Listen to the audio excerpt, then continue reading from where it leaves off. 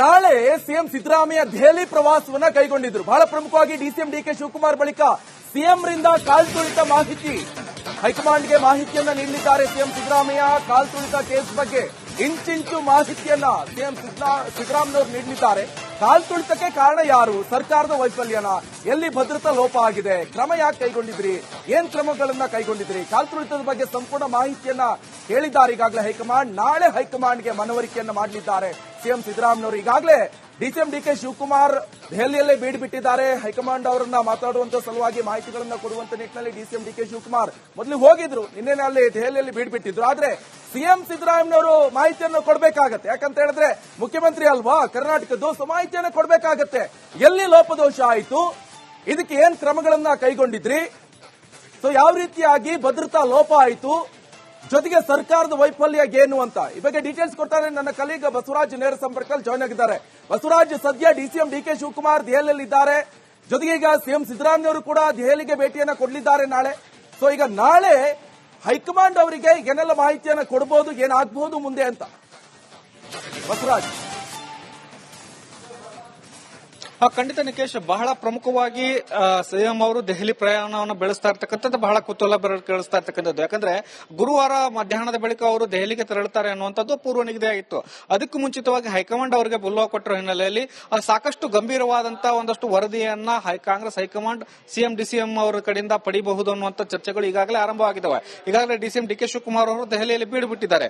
ಇದರ ನಡುವೆ ಸಿಎಂ ಅವರನ್ನು ಕರೆಸಿಕೊಂಡು ಒಂದಷ್ಟು ಮಾಹಿತಿಗಳನ್ನ ಕೇಳಲಿದ್ದಾರೆ. ಯಾಕೆ ಈ ತರದ ಅಚಾತುರ್ಯ ಘಟನೆಗಳ ಆಗದು, ನೀವು ಆಡಳಿತ ನಡೆಸ್ತಾ ಇರ್ತಕ್ಕಂಥ ಸಂದರ್ಭದಲ್ಲಿ ನಿಮಗೆ ಮಾಹಿತಿಯನ್ನ ಅಧಿಕಾರಿಗಳು ಕೊಡ್ಲಿಲ್ವಾ, ಮತ್ತು ಏಕಾಏಕಿ ಒಂದೇ ದಿನದಲ್ಲಿ ಈ ತರ ಕಾರ್ಯಕ್ರಮ ಆಯೋಜನೆಗೆ ಯಾಕೆ ಅವಕಾಶ ಕೊಟ್ರಿ, ಯಾರ ಪ್ರಭಾವಕ್ಕೆ ಒಳಗಾದ್ರಿ ಅನ್ನುವಂಥದ್ದು, ಮತ್ತು ಈ ತರದ ಘಟನೆಗಳು ನಡೆದಾಗ ರಾಜ್ಯ ಸರ್ಕಾರಕ್ಕೆ ತೀವ್ರವಾದಂತಹ ಮುಜುಗರಗಳಾಗ್ತವೆ ಮತ್ತು ಇದಕ್ಕೆ ಹೊಣೆ ಯಾರು ಅನ್ನುವಂತ ಒಂದು ಪ್ರಶ್ನೆ ಬಂದೇ ಬರುತ್ತೆ ಅನ್ನುವಂಥದ್ದು ಬಹಳ ಪ್ರಮುಖವಾಗಿರ್ತಕ್ಕಂಥದ್ದು.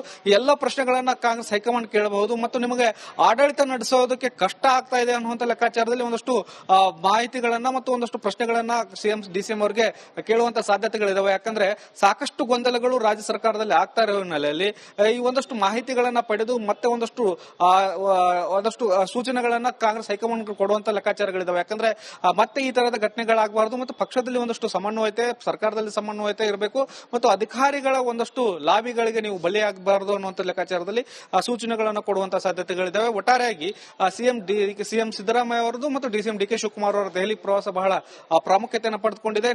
ಅಂದ್ರೆ ಪೂರ್ವ ನಿಯೋಜಿತವನ್ನು ಹೊರತುಪಡಿಸಿ ಹೈಕಮಾಂಡ್ ಬುಲಾ ಕೊಟ್ಟಿರೋ ಹಿನ್ನೆಲೆಯಲ್ಲಿ ಈಗ ಸಿಎಂ ಅವರು ಹೈಕಮಾಂಡ್ ಮುಂದೆ ಒಂದಷ್ಟು ಉತ್ತರವನ್ನ ಕೊಡಬೇಕಾಗಿರ್ತಕ್ಕಂತಹ ಅನಿವಾರ್ಯತೆ ಎದುರಾಗಿರ್ತಕ್ಕಂಥದ್ದು. Nikesh, okay, thank you Basavaraj ನಿಮ್ಮೆಲ್ಲ ಮಾಹಿತಿ.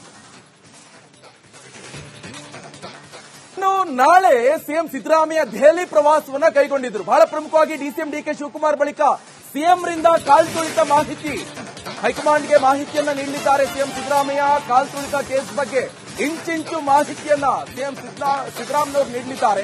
ಕಾಲ್ತುಳಿತಕ್ಕೆ ಕಾರಣ ಯಾರು? ಸರ್ಕಾರದ ವೈಫಲ್ಯನ? ಎಲ್ಲಿ ಭದ್ರತಾ ಲೋಪ ಆಗಿದೆ? ಕ್ರಮ ಯಾಕೆ ಕೈಗೊಂಡಿದ್ರಿ? ಏನ್ ಕ್ರಮಗಳನ್ನ ಕೈಗೊಂಡಿದ್ರಿ? ಕಾಲ್ತುಳಿತದ ಬಗ್ಗೆ ಸಂಪೂರ್ಣ ಮಾಹಿತಿಯನ್ನ ಹೇಳಿದ್ದಾರೆ ಈಗಾಗಲೇ ಹೈಕಮಾಂಡ್. ನಾಳೆ ಹೈಕಮಾಂಡ್ಗೆ ಮನವರಿಕೆಯನ್ನ ಮಾಡಲಿದ್ದಾರೆ ಸಿಎಂ ಸಿದ್ದರಾಮಯ್ಯವರು. ಈಗಾಗಲೇ ಡಿಸಿಎಂ ಡಿಕೆ ಶಿವಕುಮಾರ್ ದೆಹಲಿಯಲ್ಲೇ ಬೀಡು ಬಿಟ್ಟಿದ್ದಾರೆ. ಹೈಕಮಾಂಡ್ ಅವರನ್ನ ಮಾತಾಡುವಂತ ಸಲುವಾಗಿ ಮಾಹಿತಿಗಳನ್ನ ಕೊಡುವಂತ ನಿಟ್ಟಿನಲ್ಲಿ ಡಿಸಿಎಂ ಡಿಕೆ ಶಿವಕುಮಾರ್ ಮೊದಲು ಹೋಗಿದ್ರು, ನಿನ್ನೆ ಅಲ್ಲಿ ದೆಹಲಿಯಲ್ಲಿ ಬೀಡು ಬಿಟ್ಟಿದ್ರು. ಆದ್ರೆ ಸಿಎಂ ಸಿದ್ದರಾಮಯ್ಯವರು ಮಾಹಿತಿಯನ್ನು ಕೊಡಬೇಕಾಗತ್ತೆ. ಯಾಕಂತ ಹೇಳಿದ್ರೆ ಮುಖ್ಯಮಂತ್ರಿ ಅಲ್ವಾ ಕರ್ನಾಟಕದ್ದು, ಮಾಹಿತಿಯನ್ನು ಕೊಡಬೇಕಾಗತ್ತೆ. ಎಲ್ಲಿ ಲೋಪದೋಷ ಆಯಿತು, ಇದಕ್ಕೆ ಏನ್ ಕ್ರಮಗಳನ್ನ ಕೈಗೊಂಡಿದ್ರಿ, ಯಾವ ರೀತಿಯಾಗಿ ಭದ್ರತಾ ಲೋಪ ಆಯಿತು, ಜೊತೆಗೆ ಸರ್ಕಾರದ ವೈಫಲ್ಯ ಏನು ಅಂತ ಈ ಬಗ್ಗೆ ಡೀಟೇಲ್ಸ್ ಕೊಡ್ತಾರೆ ನನ್ನ ಕಲೀಗ್ ಬಸವರಾಜ್ ನೇರ ಸಂಪರ್ಕದಲ್ಲಿ ಜಾಯ್ನ್ ಆಗಿದ್ದಾರೆ. ಬಸವರಾಜ್, ಸದ್ಯ ಡಿಸಿಎಂ ಡಿಕೆ ಶಿವಕುಮಾರ್ ದೆಹಲಿಯಲ್ಲಿದ್ದಾರೆ, ಜೊತೆಗೆ ಈಗ ಸಿಎಂ ಸಿದ್ದರಾಮಯ್ಯವರು ಕೂಡ ದೆಹಲಿಗೆ ಭೇಟಿಯನ್ನ ಕೊಡಲಿದ್ದಾರೆ ನಾಳೆ. ಈಗ ನಾಳೆ ಹೈಕಮಾಂಡ್ ಅವರಿಗೆ ಏನೆಲ್ಲ ಮಾಹಿತಿಯನ್ನ ಕೊಡಬಹುದು, ಏನಾಗಬಹುದು ಮುಂದೆ ಅಂತ ಬಸವರಾಜ್? ಖಂಡಿತ ನಿಕೇಶ್, ಬಹಳ ಪ್ರಮುಖವಾಗಿ ಸಿಎಂ ಅವರು ದೆಹಲಿ ಪ್ರಯಾಣವನ್ನು ಬೆಳೆಸ್ತಾ ಇರ್ತಕ್ಕಂಥದ್ದು ಬಹಳ ಕುತೂಹಲ ಕೇಳಿಸ್ತಾ ಇರ್ತಕ್ಕಂಥದ್ದು. ಯಾಕಂದ್ರೆ ಗುರುವಾರ ಮಧ್ಯಾಹ್ನದ ಬಳಿಕ ಅವರು ದೆಹಲಿಗೆ ತೆರಳುತ್ತಾರೆ ಅನ್ನುವಂಥದ್ದು ಪೂರ್ವ ನಿಗದಿಯಾಗಿತ್ತು. ಅದಕ್ಕೂ ಮುಂಚಿತವಾಗಿ ಹೈಕಮಾಂಡ್ ಅವರಿಗೆ ಬುಲ್ವಾ ಕೊಟ್ಟರ ಹಿನ್ನೆಲೆಯಲ್ಲಿ ಸಾಕಷ್ಟು ಗಂಭೀರವಾದಂತಹ ಒಂದಷ್ಟು ವರದಿಯನ್ನ ಕಾಂಗ್ರೆಸ್ ಹೈಕಮಾಂಡ್ ಸಿಎಂ ಡಿಸಿಎಂ ಅವರ ಕಡೆಯಿಂದ ಪಡಿಬಹುದು ಅನ್ನುವಂಥ ಚರ್ಚೆಗಳು ಈಗಾಗಲೇ ಆರಂಭವಾಗಿದ್ದಾವೆ. ಈಗಾಗಲೇ ಡಿಸಿಎಂ ಡಿಕೆ ಶಿವಕುಮಾರ್ ಅವರು ದೆಹಲಿಯಲ್ಲಿ ಬೀಡು ಬಿಟ್ಟಿದ್ದಾರೆ. ಇದರ ನಡುವೆ ಸಿಎಂ ಅವರನ್ನು ಕರೆಸಿಕೊಂಡು ಒಂದಷ್ಟು ಮಾಹಿತಿಗಳನ್ನ ಕೇಳಲಿದ್ದಾರೆ. ಯಾಕೆ ಈ ತರದ ಅಚಾತುರ್ಯ ಘಟನೆಗಳ ಆಗದು ನೀವು ಆಡಳಿತ ನಡೆಸ್ತಾ ಇರ್ತಕ್ಕಂಥ ಸಂದರ್ಭದಲ್ಲಿ ನಿಮಗೆ ಮಾಹಿತಿಯನ್ನ ಅಧಿಕಾರಿಗಳು ಕೊಡ್ಲಿಲ್ವಾ ಮತ್ತು ಏಕಾಏಕಿ ಒಂದೇ ದಿನದಲ್ಲಿ ಈ ತರ ಕಾರ್ಯಕ್ರಮ ಆಯೋಜನೆಗೆ ಯಾಕೆ ಅವಕಾಶ ಕೊಟ್ರಿ, ಯಾರ ಪ್ರಭಾವಕ್ಕೊಳಗಾದ್ರಿ ಅನ್ನುವಂಥದ್ದು ಮತ್ತು ಈ ತರದ ಘಟನೆಗಳು ನಡೆದಾಗ ರಾಜ್ಯ ಸರ್ಕಾರಕ್ಕೆ ತೀವ್ರವಾದಂತಹ ಮುಜುಗರಗಳಾಗ್ತವೆ ಮತ್ತು ಇದಕ್ಕೆ ಹೊಣೆ ಯಾರು ಅನ್ನೋಂಥ ಒಂದು ಪ್ರಶ್ನೆ ಬಂದೇ ಬರುತ್ತೆ ಅನ್ನುವಂಥದ್ದು ಬಹಳ ಪ್ರಮುಖವಾಗಿರ್ತಕ್ಕಂಥದ್ದು.